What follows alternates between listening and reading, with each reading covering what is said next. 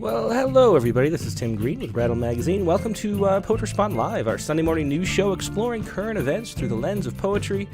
Thanks so much for joining me. Always a pleasure.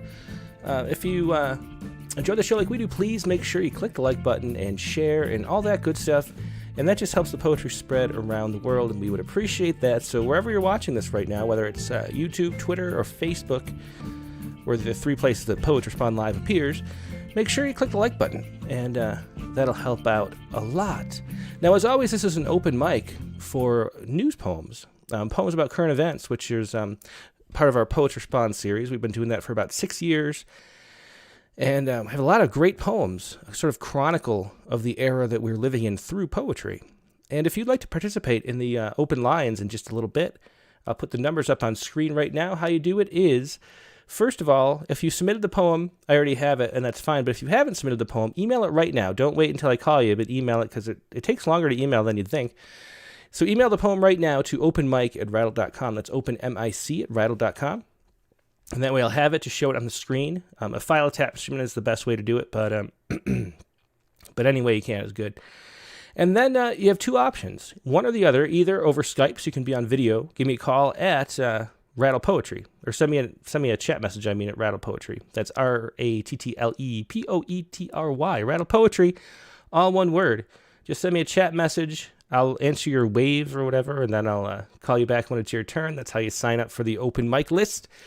The other option is to just do it by the regular phone. That number is 818-850-7727. That's 818-850-7727. And the same deal, just call, let it ring a few times, and hang up. Then I will call you back, and that's how you get on your turn. So far, we have Nivedita, Karthik, Richard Westheimer, Karen Warinsky, and Margie Tomsick. So we have two first-time callers, two veterans. Looking forward to sharing your poems in just a little bit. If you'd like to join in, call in now. But before we do that, let's look at today's poem. Patricia Rockwood's here, too, with a poem. But let's look at today's poem. And today's poet is Michael Meyerhofer, who is a poet we've published a good number of times over the years. He used to be our star reviewer, too, back when we published reviews. He was probably, I think, the best regular reviewer of poetry, too, as well as just a great poet. But let's call him up and see how Michael's doing today.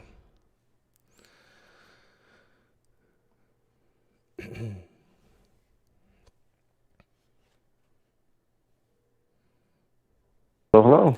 Hey, Michael, you're live on the air with Poetry Spawn Live. How you doing today? Hey, not too bad. How you doing, man? I'm doing great. It's great to talk to you. I don't know if we've ever talked in person, even though we've known each other through poetry for like a decade. Yeah, something like that. Yeah, I don't know if we have. Yeah. So do you want to talk a little bit about? It's interesting or kind of hard to ask about this poem a little bit, because it's a poem that you sort of want to be ambiguous. You mentioned in the comment, but can you talk a little bit about how the poem came to be? Yeah, sure. So I guess basically I was just trying to take in the story, and there's just so many different aspects of it and the history, and the more you think about it, the more it just gets overwhelming. Mm-hmm. And then plus there's always the thing of like, what does a middle-aged white dude have to say about all this, But as I was trying to take it all in, I stumbled across this other story that had absolutely nothing to do with it. And like one of the weird kind of things I try to do, I think if you can't understand a big political issue, try to understand just one small piece of it, or even try to understand something completely different. It's kind of like the Zen koan approach or something like that. So interesting. Yeah. And so what was the other video that you saw? So I just finished reading a bunch of stuff on the trial, and I saw this other story a friend of mine sent to me. It was like these two lions at a watering hole, and they were just, they just killed a zebra, but that happened off camera. Mm-hmm. And then they're drinking the water, and this little terrapin, this little turtle swims up, and he starts like licking their beards, and it looks like it was just like this really bizarre scene, because these turtles could have killed it in an instant, but they're just like slightly annoyed. And as you're watching the video, there's like 10 different emotions happening. So you're worried about the turtle, and then you also think, well, that's kind of cute. But then you also think what the cameraman said, it's not cute. What the turtle is trying to do is lick up the blood that's still on the lion's jaws. Yeah. And just like that weird mix of emotions. And then the kind of odd relief when the lions just get irritated, but instead of killing it, they just turn and walk away, and like it just sort of ends anticlimactically. And then as I was watching that, I was just kind of thinking like, how am I supposed to take this video? I mean, it wasn't scripted, obviously. That's the beauty of it. But just trying to figure out, like, take all those different emotions and mush them together, which is kind of like what you do when you see a big, historic trial like this. Do you feel relieved? We still have a long way to go, just trying to figure out how you feel about it. And it's a challenge, I think, of writing like political poetry. Is like, you don't want to get in the soapbox because then you just end up preaching to the choir. So it's like trying to pull back your ego as much as you can, which is tough for poets, but pull it back and kind of try to just let the poem do what it wants to do, I guess. Yeah, that definitely is the tough thing about writing about political topics, is just not, saying what we already know. Poetry is trying to say something we don't know we know. And when it's a political topic, it's so easy to say the thing that we know. Let me play a little bit of this clip just so people at home can sort of see what's going on. And you won't be able to see or hear anything, of course, because you're on the phone, but we'll just play a few seconds of this just to see what inspired this poem. Then you can read it. Sure.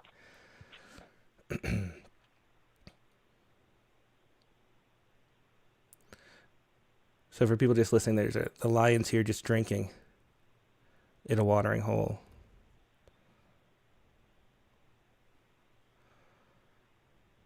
And then the turtle approaches. And the lion sort of, watches. And the turtle ends up licking, like Michael said, the blood off the mane of the lion. Anyway, I think we'll end it there just so we don't get any copyright restrictions or anything.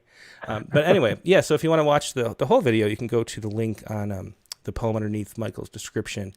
But why don't you go ahead and read the poem now, Michael? Sure. Watching lions spare a turtle on the same day that Derek Chauvin was found guilty of murder. My friend sends me the video. Lions kneeling at a watering hole, chins speckled in blood, just trying to rinse it all down beneath a sun that whitens anything it can't burn. Then this turtle paddles up and starts licking their beards, their jaws, like it can't stop tasting another's hunger. For a moment, tongues wrestle. Then, somehow, it happens. The terrapin swims clear, lions exit on claws like triggers, and it costs us nothing to forget what graffitis the dry grass. The zebra with its torn flanks, the sentence of bleached bones. Yeah, that's just such a great little metaphor in there. And that line, and it costs us nothing to forget, is the one that really stands out for me. So thanks for writing and sharing that, Mike. Well, thank you. I appreciate it. Yeah. I'll talk to you soon. Have a great rest of your day. All right. Take care, buddy. Yep. Bye. Bye. It was Michael Meyerhofer with his poem for today, Watching Lions Spare a Turtle on the same day that Derek Chauvin was found guilty of murder. Let me see. Now let's go. Let me make sure everything's running right. Okay, we're looking good. Okay, let's see. We have a preview of the other poem. We're going to have a Tuesday poem as well this week. An opening, and this was a really interesting story that I just like to share with everybody. And the poet who's going to be appearing on Tuesday is Patty Seaburn. That's a poet we've never published before. Let's give Patty a call now. Both Californian poets. We're a little California biased this week, I guess.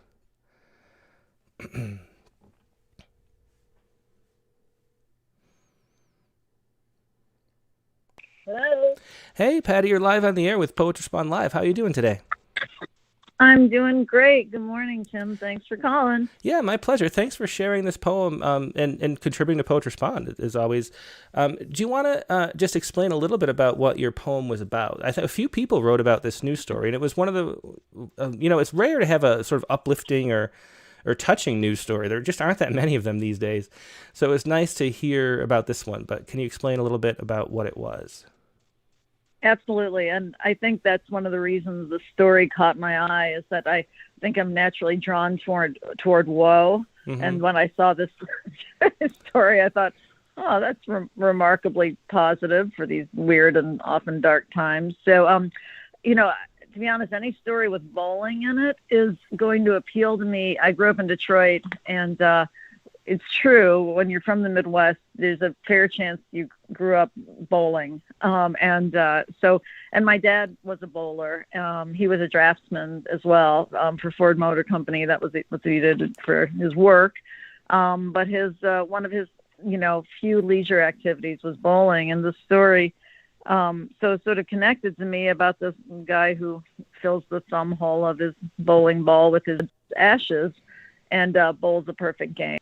And I just sort of loved, it's obviously it's comical, but it's also touching and poignant. And so I, felt kind of drawn to the story, and it made me think of my dad. And, and I like to do that, and I like to make those connections. It's been many, many, many years. So that's sort of what triggered the story, this poem. Yeah, and he was a good bowler already. But have you ever seen, since you bowl, have you ever seen anybody bowling a perfect game? No, I've seen some. I have seen some great bowlers. I haven't bowled for a while, but I've certainly every now and then, when they would show the Pro Bowlers Tour on TV, I actually had the capacity to watch it for a half an hour. And it's very, it's strange because in some sense it's very mechanical. But there's also this element of chance and creativity. I mean, theoretically, if you can bowl a perfect game, you can send just 10 balls down the lane. Boom, boom, boom, boom, boom. You know what I mean? But there are different ways that will, where that'll make all those pins fall. And it's sort of fascinating to me, but it's also could be very tedious. So it is, yeah. I was in a bowling league when I was, middle school, so maybe like 6th or 7th grade. And right. There are a few times somebody was like approaching, like they'd get to like the first 7 frames, and then the entire bowling alley like comes and watches, and you know what's going on. And then the last few, it's some of the most exciting moments. Even though I'm not a huge bowler now, back when I was a kid, those are some of the most exciting moments in my childhood. Those few times where somebody was coming up close on a perfect game. But to do it with your father's ashes in the ball is just such a touching tribute to the father who'd passed away. Right. It's both like lovely and deeply strange, all at the same time, which is, I think that's what poets are always looking for, is something that's sort of beautiful, but also really weird. And the kind of conflation of those two, then we're like, there's a poem waiting, somewhere in the hinterlands, Yeah, exactly. These are the kind of stories that I thought, we would be highlighting a lot through Poetry Pond, and we have over the years, although it gets more and more political, I think, for the last 4, of course, during the Trump era. There's taken an even more political turn than it had before, as so many things have. But it's great to get one of these poems back in the rotation here, as it were. So do you want to go ahead and read it? Sure, thank you. Ode to John Hinkles, Jr. and Sr. A man filled the thumb hole of his favorite bowling ball with his father's ashes, then bowled a perfect game. How do you mourn and celebrate your dead? For those who have never sent a resin ball down a wooden lane, 300 is the magic number, and it's hard to achieve. Remember your own father in his burnt orange polyester monogrammed shirt? You must bowl 10 perfect frames, knock down every pin. Some of them will submit gracefully, tipping. How the ball curled, leaving his palm, one leg planted, the other slanted behind. While others will force the ball to confront them and fly across space, propelled by blunt force. This was before his heart attack, when the doctor told him, no more bowling. Truth is, Junior had performed a perfect game before. His two-hand technique involves only 2 fingers in the ball. Already, have you lost touch with a couple of people you used to be? Leaving room for ashes in the thumb. He bowled the game at landmark lanes in his hometown, Peoria. Was it Arnold Palmer who said, "The more I practice, the luckier I get"? His father had never bowled a perfect game. Until now, said Junior. Thanks so much. And that was Patty Seaborn reading Ode to John Hinkles, Jr. and Sr. Thanks so much for joining and sharing that poem and that story and calling in, Patty. Thank you, Tim. Thanks so much. Take care. Have a great day. Yep, you too. Bye. That was Patty Seymour, of course, with Ode to John Hinkles, Jr. and Sr. Where was that? I didn't catch that. The Western Illinois University. Peoria, Illinois, that's where it was. Okay. I'm reading just a little more to the details, which I didn't read yesterday as I was reading the poem. So after the elder Hinkle died in 2016, John decided to honor his father by having the thumb hole of his ball filled with his father's ashes. And you can see here, I'll put this on screen too. This is the actual ball. And those are the ashes there. They're really interesting and strange too, as Patty pointed out. Okay, let us turn to the open lines now. And we'll do a veteran first, just so I can tell you if you're new. So like Karen Warinsky and Margie Tomsick, I'm going to be calling from the future. There's a delay on the audio stream. So if you're watching this on Facebook or YouTube or Twitter, I'm actually, the present time is actually 30 seconds ahead. So I'll be calling you and I'll surprise you. It'll be a little confusing. So when the phone rings or the Skype rings, just turn off or at least mute your stream that you're watching, and then just talk to me through the phone or through Skype, and not the other video streaming, because otherwise there's a delay, and you have to have the poem in front of you too to read it yourself. Because of that delay, you won't be at the same spot as your voice on the screen as you're reading, so you have to have the poem in front of you too. But let's call up Nivedita Karthik first, to give Karen and Margie time to have that warning, and we'll see what Nivedita has.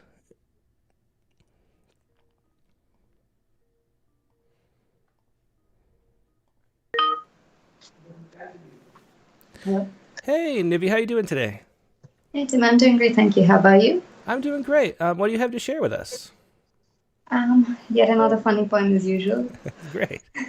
As is my usual Sunday routine. So this is basically about a dog that sort of interrupted a relay race that was happening at a high school in Utah, and the dog actually won. Oh, really? Well, yeah, actually, I try to race my dogs sometimes. I'm not surprised. They are fast. But here's the thing, the dog actually came halfway through the race and still managed to win it, so... Oh, yeah, it's like one of those, they get the head start. Mm-hmm. And this is not like a big grown-up dog. At least I don't think it is. It seems kind of small, even if it is a grown-up dog. So I was just like, well, that's so funny to, have a dog win a relay race without even trying. So that's basically my fun news story for the day. That's great. Let me play a little clip of this. I'll just play a few seconds so we can see the dog. Okay. Mm-hmm. And you can see on the news story there, that is a fast dog. Man, he's staying in his lane too. Look at him go. Well, that's great. Well, I'll leave it there so we don't again get the copyright issues. But that was cool. Thanks for sharing, highlighting this story. And let's hear your poem. This is "Who is the Winner?"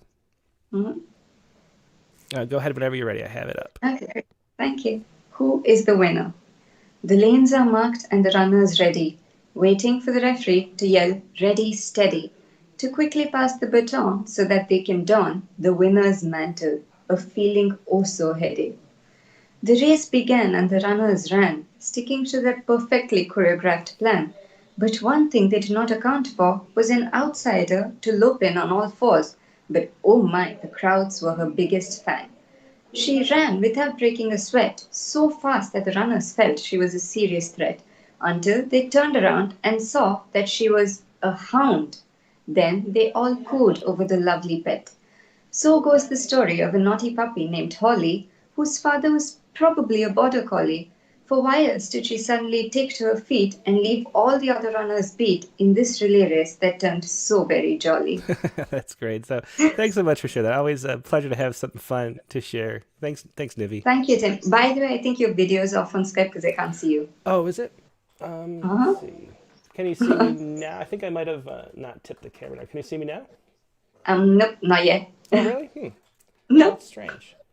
Well, I don't know. Maybe my video might be off. So sorry to everybody who watches later. But thanks for letting me know, Nivi. No worries at all. Okay. Have a nice day, Tim. Yep, have a good night. Bye. Thank you. Bye-bye. That was Nivity Karthik with Who is the Winner? And yeah, if my... Let me see. I'll test this out really quick. Let's see. It said it was on. Let me make sure it's lined up, and then I'll check the audio video settings. Not that you need to see me when you call, but we'll check it out anyway. Oh, it's like so. Let's see. Gotta bend it down a little bit. Yeah, I'm kind of peeking over the edge of my computer.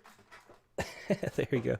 Okay, so you'll see my eyes at least as I'm talking to you on Skype. Okay, let us try a first-time caller now. And I think the first-time caller to ask was Karen Warinsky. Karen, yeah, it was on Skype. So let me call up Karen. And let's see what Karen had for us.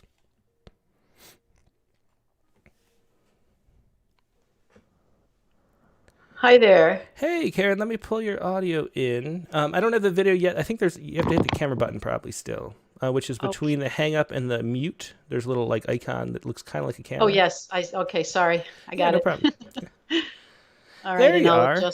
Oh, good. And Yeah, it looks okay. Yeah, it Okay, does. cool. It's perfect. Hi. Hi. Nice to meet you. Yeah, nice to meet you. So glad you could join us today. Yeah. And what do you have for us? What did you write about this week? Well, I did write about George Floyd, but I'm going to read my piece about Syria because Syria is on my mind continually. So I also wrote about that this week. Was this Forgotten Cities? Yes, it is. Okay. And so just Syria is a thing that we haven't talked about. We've been, I guess, distracted by other things over the last year or so. What is going on there now? I don't even know, honestly. The country is just pretty much taken over. And I guess the piece I read in the New York Times that really touched me, and I taught high school for a while, and I had some Syrian students who had escaped and come. So I just think about it all the time. But there are refugees within the country, within its own country. And, we think about the people who've escaped and the problem they're causing for Europe and all of that. And I feel like the world didn't do anything at all about the situation. And it's a travesty. So I just wanted to touch on it. Yeah, for sure. Okay, well, let's hear it. This is Forgotten City. I'll put it up. Go ahead whenever you're ready. Okay. Forgotten Cities. Life returned to the stubbled hills, to the ancient stones, though archaeologists with lithified hearts bewail, refugees are moving the rocks. Who cares about refugees?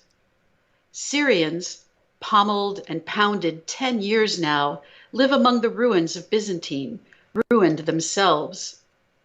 Nestling against half walls, rose pink in the dawn, they pen their animals, prop their tents, hear the wind call their ancestors.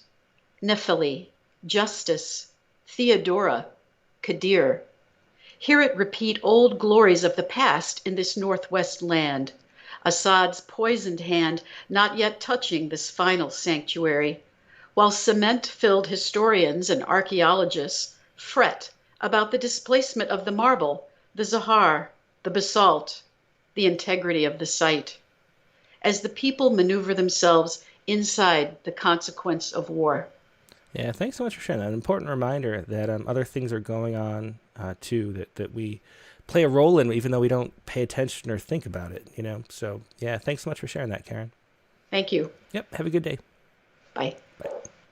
That was Karen Warinsky with Forgotten City, about the Syrian war. Let's call up next. We have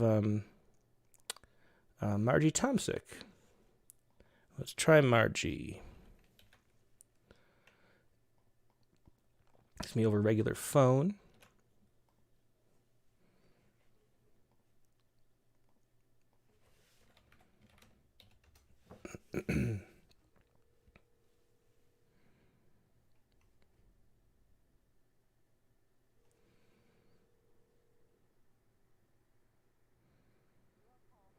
Nope. To an auto. Let's see. So, that didn't work. It was forwarded to voicemail. We'll try again. I'll try again. And after the next caller, we'll try again. So Margie has time to turn your ringer on maybe or something. And if not, I'll just read the poem for you. We can always do that when you're here live. Let's call up next Patricia Rockwood.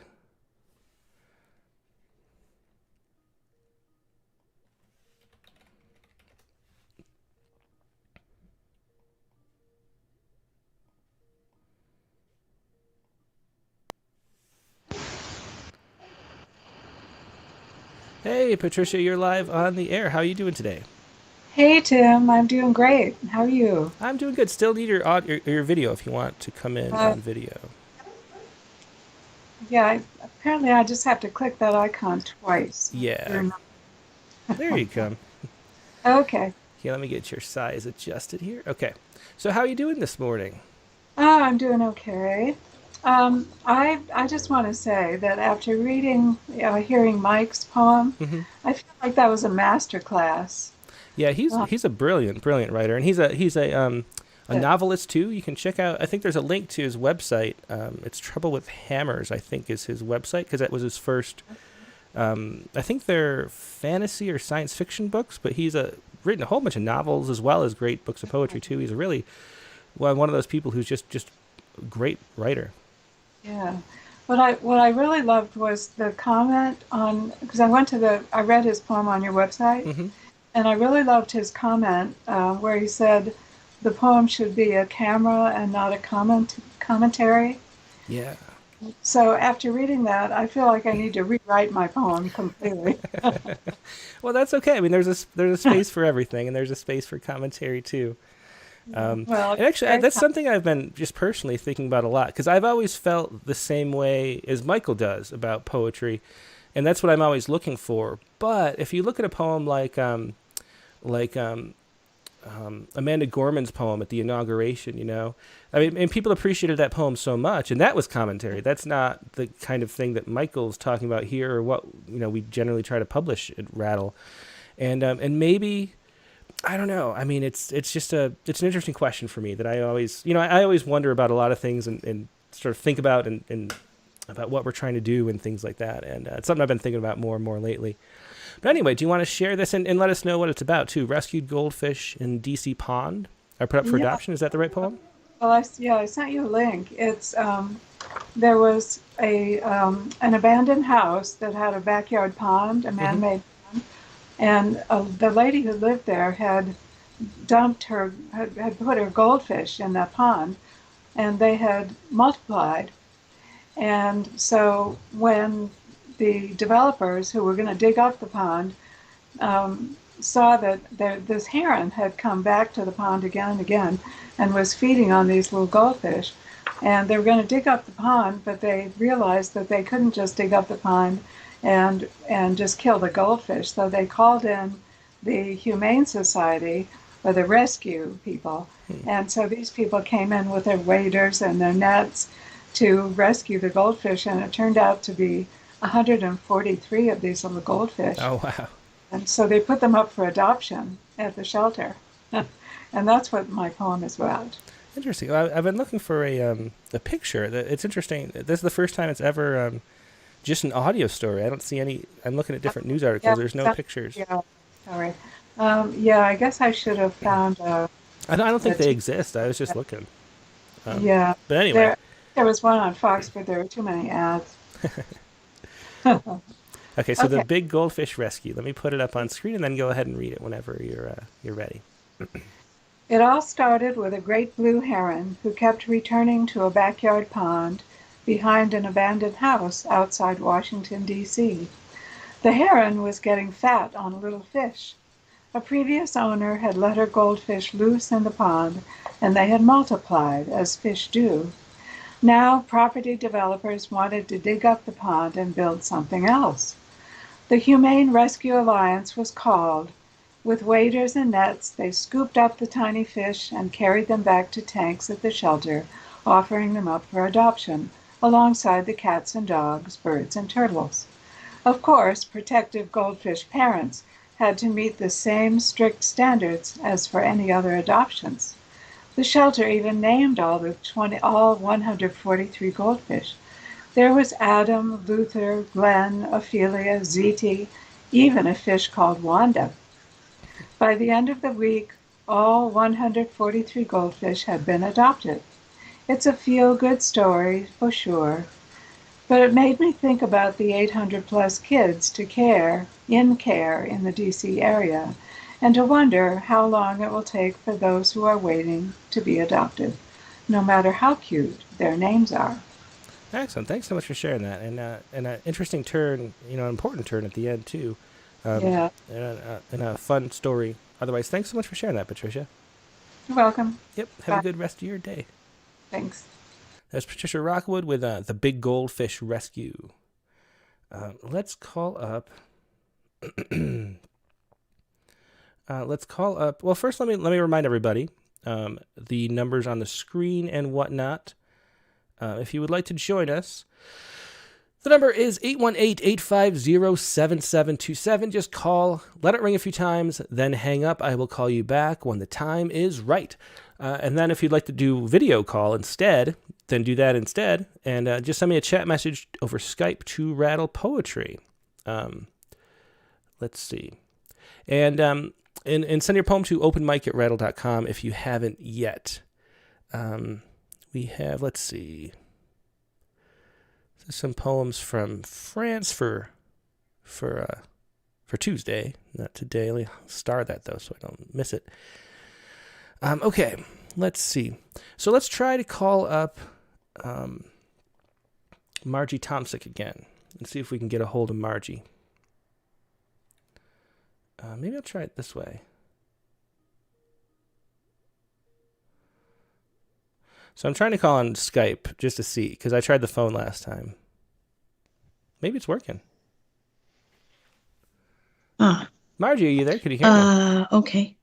Can you hear me, Margie? Okay. Can you hear me? Can you hear me? I can hear you, yeah. Oh, I think you just muted yourself, though. Can you hear me okay now? Okay, I'm going to hang up from here. Something's going on where you can't hear me, I think. I'm going to hang up and just try the phone again. And if this doesn't work, I will call, or I will just read the poem and share it from what you submitted. But let me try the phone. And do remember, too, that there's that 30-second delay, which messes everybody up. So, which is actually why one of the reasons we don't use Zoom. Let it, mute where you're listening to it, or turn off the stream, so you don't get confused by the two Tims that you're talking to, because otherwise you're talking to the me from the past and the me from the present, and it'll be very confusing. So let's just try this again, though. And if it doesn't work, I will just read this poem. I think she wants. Let's see. Hey, Margie, can you hear me? You're live on the air. Yes, I can hear you. Excellent, great. So what did you want to share with us today? Is it justice for George Floyd? Yes, I do. And is there anything you want to say about it before you read? Okay, well, basically, this is about, of course, the killing of George Floyd and what happened during the trial. But it also depicts what people, I think, in the Twin Cities, the turmoil, the anger, the tension that happened this past year. And so that's really what I'm trying to depict here, some of the raw feelings. Well, great. Well, I have it up on screen for everybody, so why don't you go ahead and read it? Okay. Justice for George Floyd. I remember that day that George Floyd died. Shock and anger blanketed the city like molten lava, boiling up from the center of a raging volcano.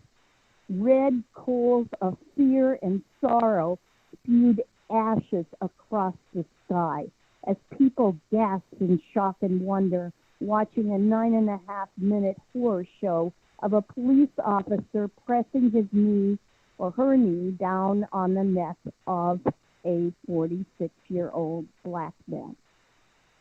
a police officer pressing his knee down on a human being until the man could no longer breathe. Bystanders arrived at the scene looking on in disbelief, crying and yelling in desperation, pleading with the policemen to remove his knee, but the man in blue refused, even when the black man's lifeless body lay limp, face down against the cold, hard ground. Thousands of peaceful protesters scattered across the streets, sidewalks, and highways, holding Black Lives Matter signs, chanting, "No justice, no peace." But bad actors, and strangers from other towns torched buildings and businesses, grabbing goods from abandoned stores. Law enforcement cordoned off the bridges, spraying tear gas, shooting rubber bullets. Paths of splattered blood spilled on the sidewalk, leaving blinded eyes and wounded hearts. All the while, a second volcano of COVID virus spewed aerosols of contagions in the air, infecting over 569,000 Minnesotans in a bit over 12 months, leading to 7,100 deaths, while invading the lungs and other organs of residents connected to ventilators, trapped in ICUs, grasping for air. But today, after almost a year, the man in blue was convicted of a second-degree unintentional murder, third-degree murder, and second-degree manslaughter by 12 jurors deliberating more than 10 hours over a period of 2 days. The jurors spent 3 weeks listening to 45 witnesses. Today, we would like to think that justice was served, but Keith Ellison, the Attorney General, equated the verdict to holding the police officer accountable for his actions. Witnesses in blue who testified singled out the convicted police officer as an outlier in blue who did not follow the rules of policing. Perhaps another day justice will be served. Until then, a volcano lies rumbling in the distance, waiting to spew bits of lava boiling from the center of rage. Thank you. Yeah, thanks so much. That was Margie Tomsick with Justice for George Floyd. Thanks for sharing that, Margie. Oh, I think she hung up. But yeah, that was Margie Tomsick with Justice for George Floyd. And let me call up next. I think this might be... we have a 250 number. Was that... Let's see. No, Margie was 253, so this is a different number. Let's call up 250 and see who that is.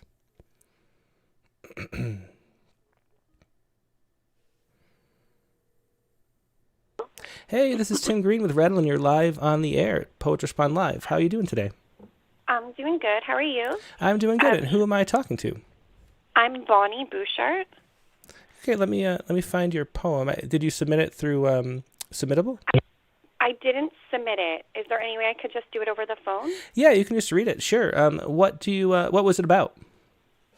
It is about a death. About a death. Okay. And what's the poem called? It's called Ether. Okay, great. Well, why don't you go ahead and read it whenever you're ready? I'll just put up the blue screen and you can just read it. Okay.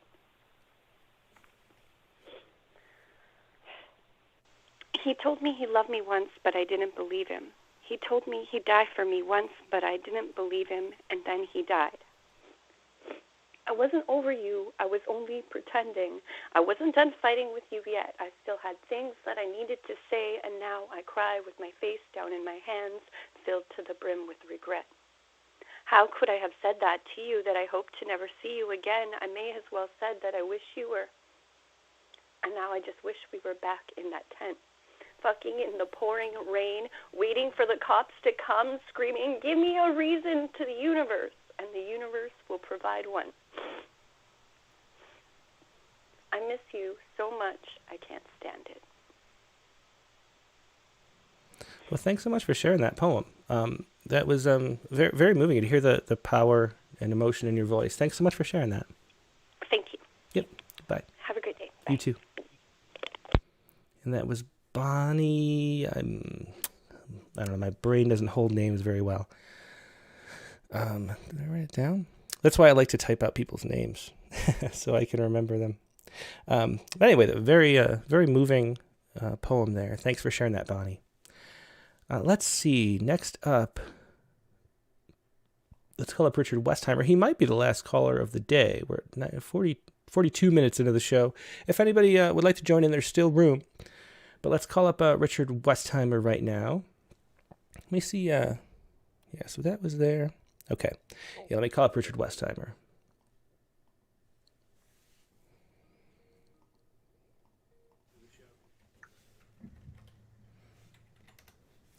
Hey, Richard, how you doing this fine Sunday? Oh, I am eager to get outside if the sun would only shine and give it to me. It's noon here and it's still socked in with fog, which is unusual. Yeah, you do a lot of gardening, right? You have a big garden, I think. Did you mention that? We have a big garden. I'm obsessive. How long have you been doing that? I think I saw on Facebook a picture of you with maybe, I don't know if it was beets or some kind of cabbage. I don't know what it was, but you had a big... holding up like this, probably onions. Onions, yeah. How long have you been doing that? Oh, a long time. 46 years maybe. Wow. There was a magazine called Mother Earth News that came out when I was in college. It was this newsprint rag, and it talked about getting back to the land, and it seemed all romantic to me. And so actually I bought the farm in 1976. Oh, wow. 76. So we've lived in the same plot of land, which is, it's sort of, there's a great naturalist who wrote a book called Becoming Native to This Place. Mm-hmm. And it feels like I'm slowly becoming native to this place. Yeah, interesting. I'd love to do grow stuff just on our property, but we have all these ground squirrels. How do you fight the rodents? Squirrels. Oh my goodness. Like every time, we grow like a couple pumpkins, and as soon as it's a bulb, it's gone. And there's no way they dig under. I mean, they're just, oh man. Yeah, squirrels are the worst. Squirrels and their taller cousins, deer. Oh yeah, we don't have many. We have a few mule deer, but not enough to be a problem. But just a billion. It's like what was that?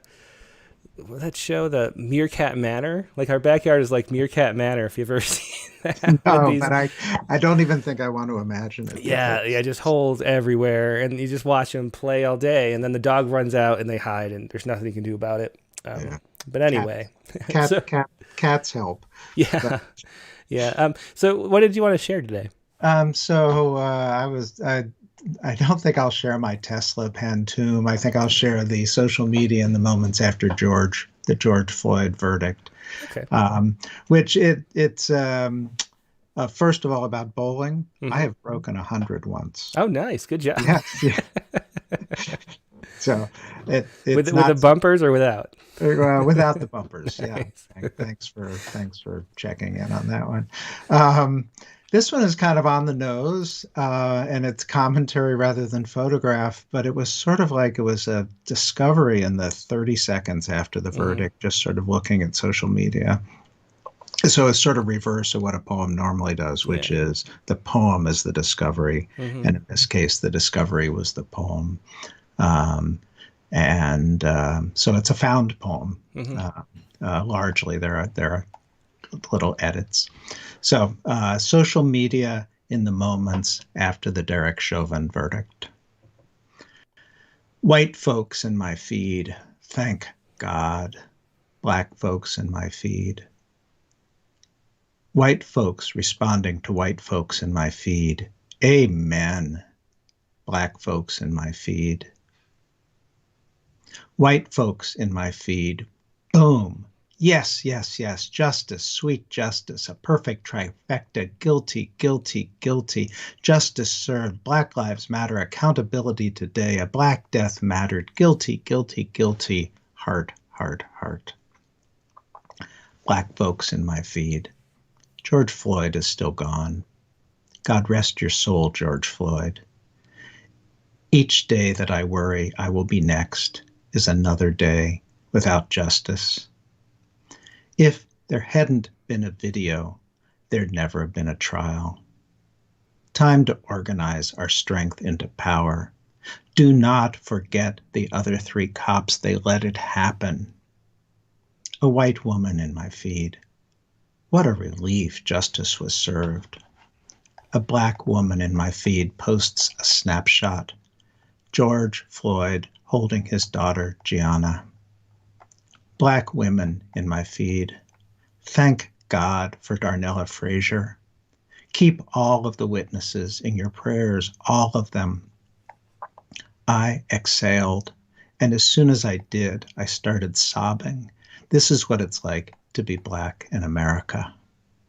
This, Darnella, a Black girl, now a Black woman, I am thankful for you. White folks in my feed. Justice, guilty times 3. We can all breathe. Black men in my feed. I still can't breathe. Hey, great found poem. Thanks for sharing that, Richard. Quite the dichotomy there. And found poems are always fascinating, too. Yeah. Thanks, Tim. Yeah. Appreciate it. Yeah, thanks for sharing it. Have a good day. Yeah. Bye. Bye. Richard Westheimer with social media in the moments after the Derek Chauvin verdict. I think that is going to be all for the show. Let me double check, make sure we didn't miss anybody. A lot of times, let's see. Okay, I think we're good. So that is going to be the show for today. Let me pull up, though, our Saiku of the week. And this was the news story that caught my eye in the science news this week. This is news from Brown University. It was a team looking at Martian meteorites. And here we go. Let me get a drop Richard Westheimer. Mars has the right ingredients for present-day microbial life beneath its surface, study finds. New research suggests that rocks in the Martian crust could produce the same kind of chemical energy that supports microbial life deep beneath the Earth's surface. And so what they did is they looked at several different meteorites that had landed on Earth from leaving Mars to look at the composition of those rocks. And they found that there are the same chemical properties that allow this really deep microbial life to live on Earth. There's if you dig down, no matter how far we've dug, we've found these microbes living off the energy released by the radiation from elements within rocks. That's what they feed on, in little sort of water bubbles on the surface and in the little nooks and crannies of these rocks. A mile or more beneath the surface, stuff that hasn't been exposed to the surface in a billion years still has microbes down there ingesting and dissolving what the radiolysis breaks down. And so you see here, this is someone looking at a cave, Canada's Kidd Creek mine, where water samples were taken. And they found these microbes living there. And the idea is that these microbes could be living underneath the surface of Mars, too, which is always fascinating. There's a lot of signs of life on Mars. There's methane and oxygen moving up and down in the atmosphere cyclically with the seasons, which if we saw that on Earth, we would say, oh, obviously that's a biomarker. It's more than we would expect just by heat variation. So it seems like it's probably microbes responding to the heat, but we don't know yet. But this was my Saiku. I was thinking about that life underneath the soil of Mars there, and here we go. This was the Saiku for today. Our loneliness buried deep under the dust on Mars. Our loneliness buried deep under the dust on Mars. There's our Saiku for today, and that is the show for today. Thanks everybody for joining me. Now this week's guest on the Rattlecast is going to be, I hope, Janae Bauer with her new book, The Ekphrastic Writer. I haven't been able to get in touch with Janae. I don't know if she changed her email address or something in the last 3 months, but I'm gonna have to try to track her down, and hopefully she's still on for Tuesday. But with all, hopefully we'll be on with Janae Bauer and her new book, The Ekphrastic Writer, which is a book it's a textbook almost, basically, about ekphrastic art. And so art, poetry, fiction, and nonfiction, all influenced by paintings. And, of course, we do the ekphrastic challenge here. We've been doing that for about 6 or 7 years, and it'll be interesting to talk to Janae. She has 2 books about ekphrastic poetry as well, or not about, but of her own ekphrastic poems.